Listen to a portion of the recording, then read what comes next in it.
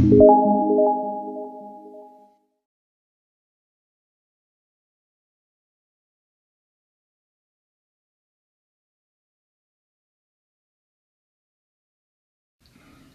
day, family and friends. Captain Andrew has asked that several of us provide a daily devotional over the course of a single week. And my experience, at least looking at the first devotional, is that all the male counterparts need to have a goatee in order to participate.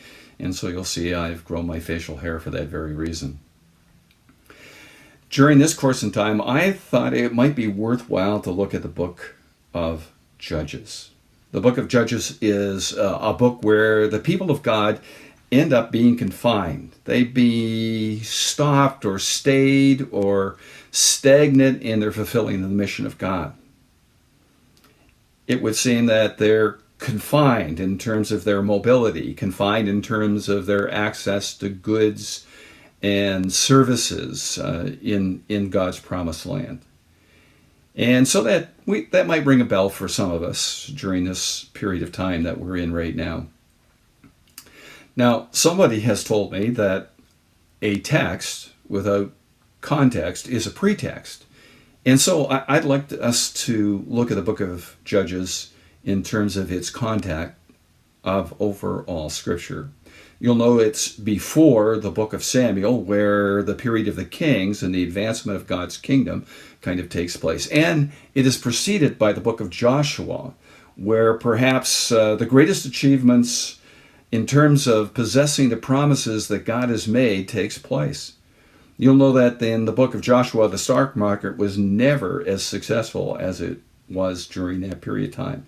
You'll know that there was total employment in the country. In fact, the tribes that had already settled on the east side of the Jordan, who could easily have sat back in their rocking chair by the fireplace and read an entertaining novel with a cup of coffee in their hand for the rest of their lives, were so energized by being part of the program of God and to achieve His purposes that they left the comfort of their homes and were fully engaged in the projects that God had in mind for establishing the promised land. Now, the book of Joshua begins with a deep commitment, a covenant commitment for the people of God. And they fulfill that commitment for the most part throughout the book.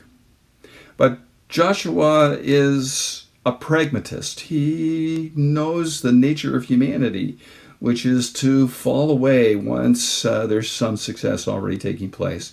And so the book of Joshua ends with another commitment, an invitation by Joshua in chapter 24 and verse 15. But if serving the Lord seems undesirable to you, then choose yourselves this day whom you will serve, whether the gods of your fathers served beyond the river, or the gods of the Amorites in whose hand you are living. But as for me and my house, we will serve the Lord. Some folk have suggested that I might be a handyman, and that may or may not be true. But in the projects that I take on, one of the most important tools, and perhaps the most important tool in my toolbox, is a measuring tape. It lets me know the right proportions of the things that I'm preparing, whether or not they'll fit in that big master plan of the final outcome for the project. And for us, during this period of time, one of the most important tools we might have will be that spiritual measuring tape that will help us assess, are the parts of our lives, those aspects that we give over to God, do they measure up? Do they fit into the master plan that God has? Or are we not achieving the great purposes for God? Well, during the time that we spend together, I hope over and over again we'll be able to answer that question in the affirmative. And with Joshua, be able to say, as for me and my house, we will serve the Lord. May this be an encouragement and an expectation that you'll be able to look at and be motivated by over the course of these days. May God bless you.